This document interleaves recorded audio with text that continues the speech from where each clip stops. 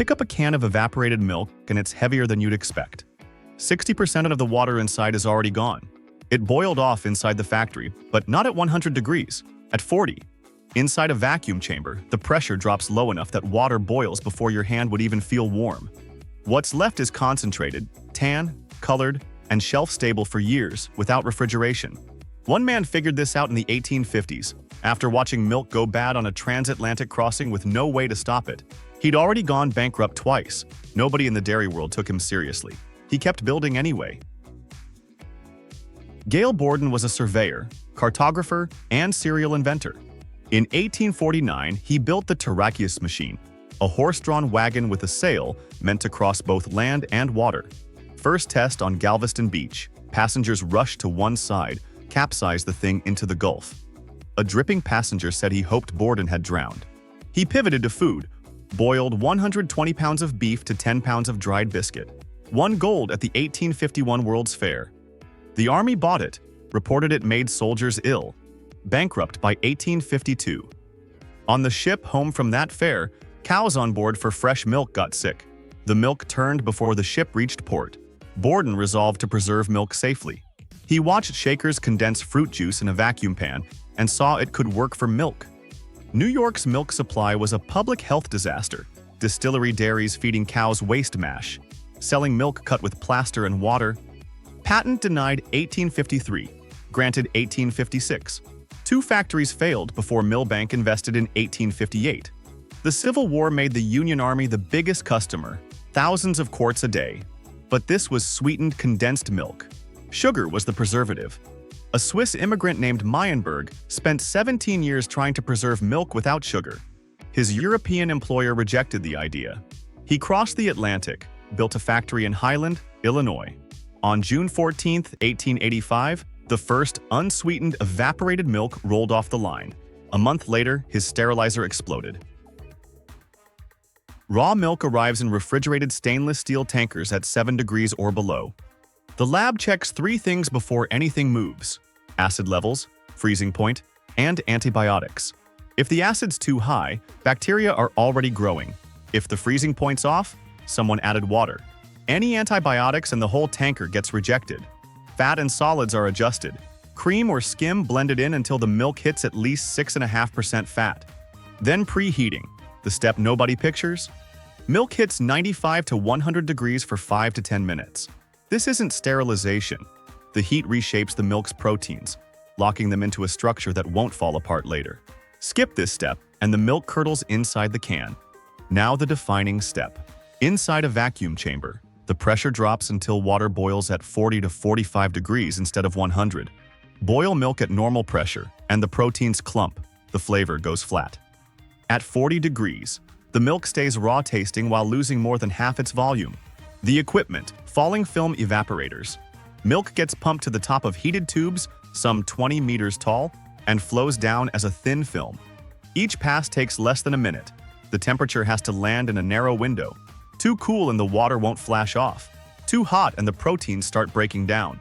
By the end, 60% of the water is gone. Solids climb from about 12% to 35%. Thicker, creamier, still pale. Homogenization comes next. The milk gets forced through tiny gaps at up to 150 bar, twice, breaking fat into droplets so small that cream can't rise to the top. A phosphate stabilizer goes in to keep the proteins from clumping during what's coming. Then the milk passes under ultraviolet lights for vitamin D, glowing purple-blue under the lamps. Harry Steenbach developed the process at Wisconsin in 1923.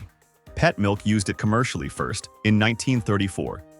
Cans fill, air pulled out, lids crimped into a hermetic seal. Sealed cans enter a pressurized autoclave at 115 to 121 degrees for 15 to 20 minutes, rotating at 6 to 12 RPM. 2 things happen inside. Every microorganism, including heat-resistant spores, is destroyed. That's the shelf life. And amino acids react with the milk sugar in the same chemistry that browns bread crust, but sealed inside the can. Browning compounds form and bond directly into the proteins. That's the tan color, and it won't wash out. The trade-off: one amino acid gets locked up with the sugar in a form the body can't use anymore. White milk in, tan milk out. Cascading water cools the cans to 30 degrees. An oscillating machine breaks up any curd, restoring smooth texture, coated, labeled, and warehoused, shelf-stable for years. Removing water without cooking, then cooking once it's sealed. 2 products come out of this line. Only one turns brown. Both products come off the same line. The split is sugar. Evaporated milk has none added. Preserved by heat, 115 to 121 degrees inside the sealed can. That's what gives it the tan color and cooked caramel flavor. Condensed milk gets 40 to 45% sugar by weight after evaporation.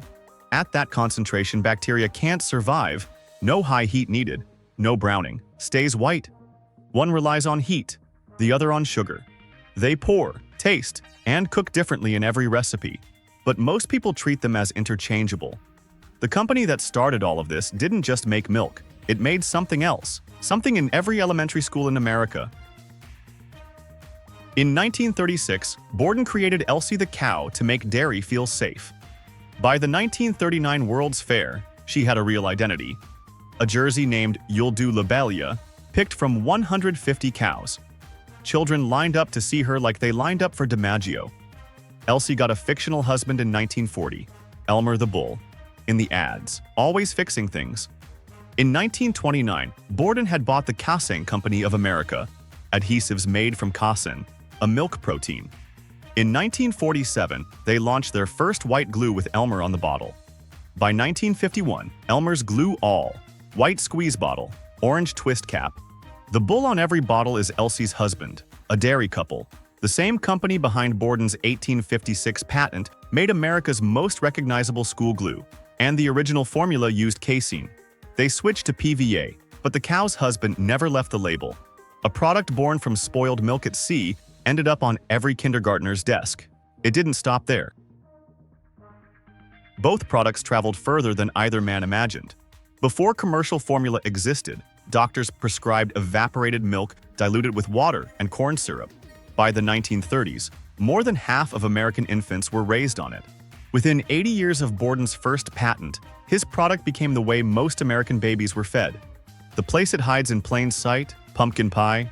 The recipe on Libby's canned pumpkin, the one most kitchens follow every November, calls for evaporated milk. Anyone who's eaten Thanksgiving pie has consumed it without knowing. A 12-ounce can holds what 20 ounces of fluid milk would. Lighter to ship, smaller to store, no refrigeration needed. That math made it essential for military rations, disaster relief, and anywhere a cold chain didn't reach. Borden never saw any of it. He died in 1874, before the word vitamin even existed. A man who capsized a wagon into the Gulf of Mexico gave rise to all of it. The can in the pantry, heavier than it looks. The water left at 40 degrees, and everything else stayed. That's the process. We reveal how things actually work, one story at a time. If there's something you'd like us to explore next, let us know. Until then, trust the process.